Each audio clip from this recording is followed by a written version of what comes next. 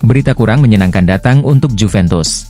Bek kiri andalan mereka, Juan Cabal, dikabarkan mengalami cedera serius saat mengikuti latihan bersama timnas Kolombia. Akibat cedera tersebut, Cabal terpaksa dicoret dari skuad Kolombia. Menurut laporan awal, Juan David Cabal mengalami cedera ACL, yang membuatnya harus absen membela Juventus dan timnas Kolombia hingga Juli 2025. Sebelumnya, Juventus sudah kehilangan Gleison Bremer, yang juga menderita cedera ACL, dan harus absen hingga akhir musim. Dengan absennya Bremer dan Cabal, Thiago Motta kini kekurangan opsi di lini pertahanan tim. Beberapa legenda Manchester United, seperti Rio Ferdinand, berpendapat bahwa Ruben Amorim mungkin melakukan kesalahan dengan tidak mempertahankan Van Nistelrooy di klub, setelah penampilan impresifnya selama beberapa pekan terakhir. Mantan rekan setimnya, Louis Saha, sependapat bahwa Amorim bisa memanfaatkan bantuan dari pemain berpengalaman di fase awal masa kepelatihannya. Namun, Saha juga berpendapat bahwa pelatih asal Portugal itu seharusnya merekrut mantan kapten United, Roy Keane. Jika Roy Keane bergabung dalam staf pelatih Ruben Amorim, dampaknya akan sangat besar, kata Saha. Victor Gyökeres tampil impresif sejak bergabung dengan Sporting, dan semakin berkembang di bawah bimbingan pelatih Manchester United yang baru, Ruben Amorim. Sporting dikabarkan siap menjual Gyökeres, dengan harga sekitar 63 juta pound. Dan akhir-akhir ini, pemain asal Swedia tersebut sering dihubungkan dengan Manchester United dan Arsenal. Namun, William Gallas berpendapat bahwa Arsenal hanya akan membuang waktu jika bersaing untuk merekrut Gyökeres. Karena ia meyakini, sang pemain lebih cenderung memilih Manchester United sebagai tujuan berikutnya. Timnas Indonesia akan menghadapi Jepang di Stadion Utama Gelora Bung Karno.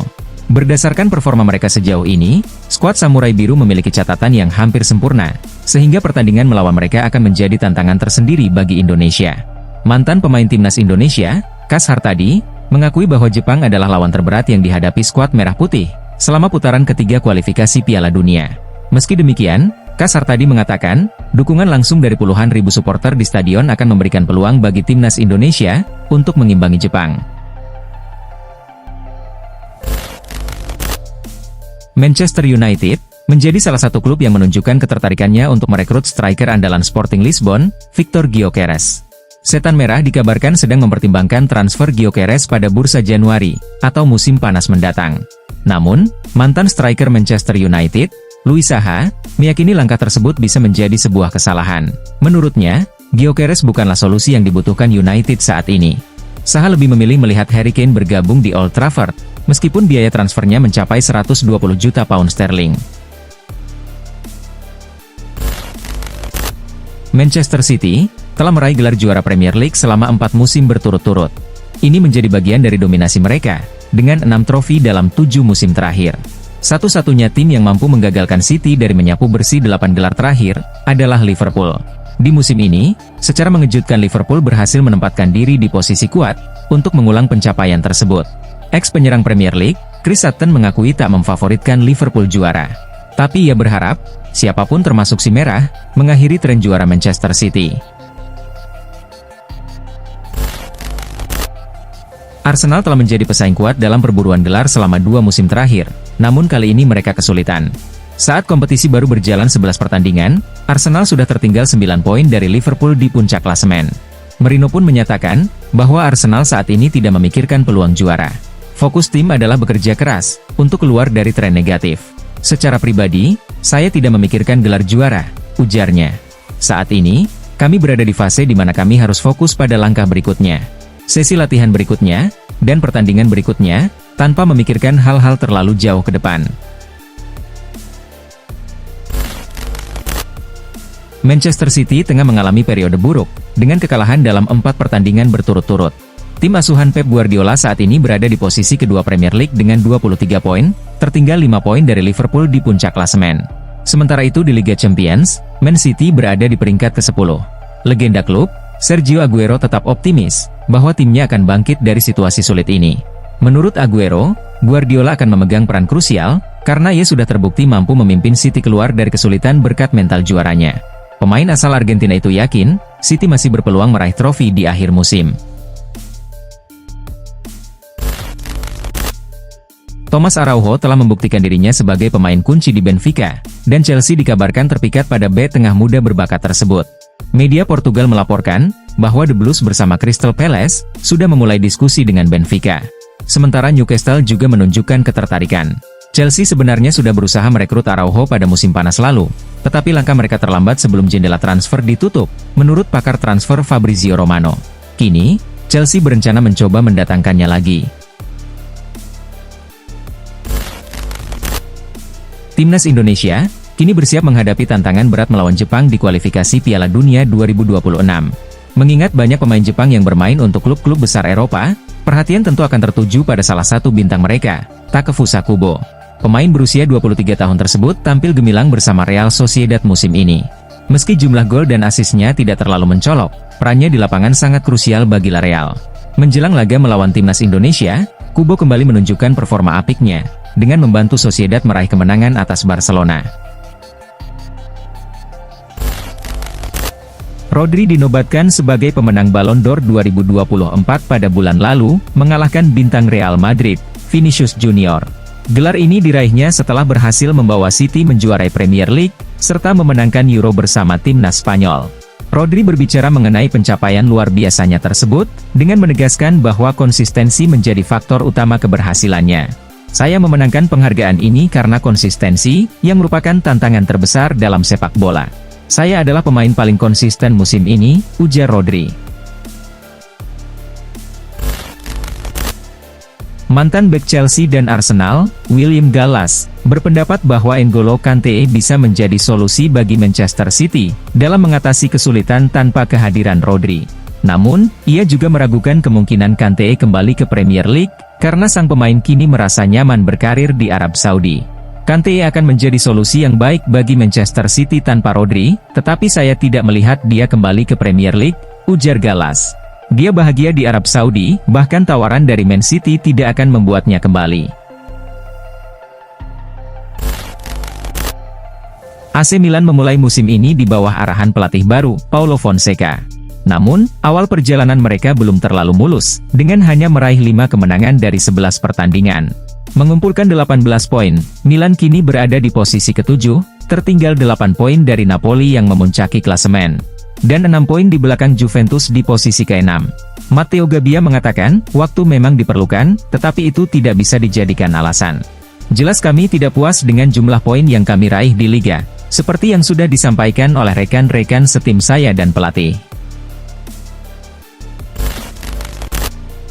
Pakar transfer Italia, Gianluca Di Marzio, memprediksi bahwa Inter Milan tidak akan terlalu aktif pada bursa transfer Januari 2025.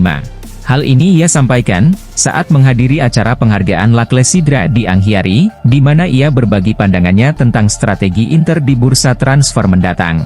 Menurut Di Marzio, Inter adalah salah satu tim paling stabil di Liga Italia, dengan kedalaman skuad yang cukup baik. Jika tidak ada masalah besar, mungkin Inter menjadi satu-satunya tim yang tidak perlu melakukan pembelian pemain pada Januari, ungkap Di Marzio. AS Roma baru saja memecat Ivan Juric, setelah hanya mencatatkan 4 kemenangan dalam 12 pertandingan. Padahal, kurang dari 2 bulan sebelumnya, mereka sudah memberhentikan Daniel De Rossi, karena awal musim yang buruk. Setelah dikaitkan dengan sejumlah nama, The Athletic melaporkan bahwa Roma kini justru mendekati Claudio Ranieri, sebagai calon pelatih baru. Bahkan, pembicaraan sudah dimulai. Ranieri sendiri, sebenarnya sudah pensiun dari dunia kepelatihan, dengan tugas terakhirnya membantu Cagliari bertahan di Liga Italia musim lalu. Namun, Roma tampaknya ingin membujuknya kembali ke lapangan. Pada jeda internasional kali ini, AFC menyelenggarakan babak ketiga kualifikasi Piala Dunia 2026 zona Asia. Matchday kali ini, diperkirakan akan semakin menarik, karena beberapa negara sudah hampir memastikan tiket ke Piala Dunia 2026. Untuk itu, FIFA baru-baru ini mengulas sejumlah pemain, yang dianggap layak diperhatikan penampilannya selama jeda internasional ini. Ada 7 pemain yang dibahas oleh FIFA, salah satunya adalah Calvin Verdong. Melalui situs resminya, FIFA menyebut, Verdong sebagai pemain timnas Indonesia yang aksinya layak dinantikan. Baru-baru ini, Mads Hilgers menyampaikan permintaan maaf, karena batal membela timnas Indonesia dalam laga melawan Jepang dan Arab Saudi. Bek FC20 ini, juga mengungkap alasan di balik keputusannya. "Saya mohon maaf, karena tidak dapat bergabung dengan Timnas Indonesia kali ini," tulis Hilgers melalui Instagram pribadinya. "Saya masih membutuhkan waktu untuk pulih sepenuhnya, agar bisa tampil maksimal di pertandingan-pertandingan berikutnya," lanjutnya. Hilgers juga menyesal, karena harus absen membela timnas, terutama karena ia belum sempat bermain di Stadion Gelora Bung Karno. Kylian Mbappe bergabung bersama Real Madrid dengan harapan tinggi, mengingat statusnya sebagai salah satu pemain terbaik dunia saat ini. Hal ini menuntutnya untuk selalu tampil impresif di setiap laga. Namun, di awal musim ini, Mbappe belum mampu memenuhi harapan tersebut. Salah satu alasan yang dianggap menjadi kendala adalah keputusan Ancelotti yang menempatkannya sebagai penyerang tengah. Padahal, posisi alami Mbappe adalah sebagai penyerang sayap kiri. Menanggapi situasi itu, legenda timnas Prancis, Robert Pires, memberikan saran kepada Mbappe untuk menyesuaikan diri dengan perannya di Real Madrid. Baru-baru ini, Eder Militao mengalami cedera ACL saat Real Madrid menang melawan Osasuna. Sementara itu, David Alaba masih dalam masa pemulihan cedera ACL. Dani Carvajal juga mengalami cedera serupa sejak Oktober lalu, sehingga musimnya telah berakhir. Padatnya jadwal kompetisi membuat Real Madrid memerlukan kedalaman skuad, terutama di lini pertahanan. Menurut laporan Marca, mantan pemain Madrid, Guti, menyarankan agar El Real segera merekrut Sergio Ramos. "Madrid perlu membeli bek, dan Sergio Ramos tersedia. Dia bisa didatangkan tanpa biaya," ujarnya. Saat ini, kontrak Jamal Musiala bersama Bayern Munich tersisa kurang dari 2 tahun lagi, dan akan berakhir pada musim 2026. Thomas Muller juga turut memberikan pandangannya tentang masa depan Musiala. Muller berharap, Musiala tetap bertahan lebih lama di Bayern, sebagaimana yang telah ia lakukan selama karirnya. Sudah jelas, bahwa ia seharusnya tetap bersama Bayern.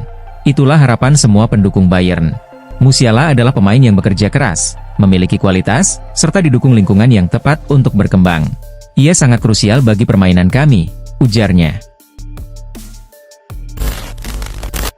Juventus telah memperkuat skuadnya pada musim panas 2024 lalu, dengan mendatangkan beberapa pemain di sektor tengah dan pertahanan. Namun, dengan adanya sejumlah pemain yang mengalami cedera, Juventus dikabarkan mulai bersiap untuk mendatangkan bek baru pada Januari 2025 mendatang. Beberapa pemain telah menjadi target si Nyonya Tua, termasuk bek Manchester United, Victor Lindelof.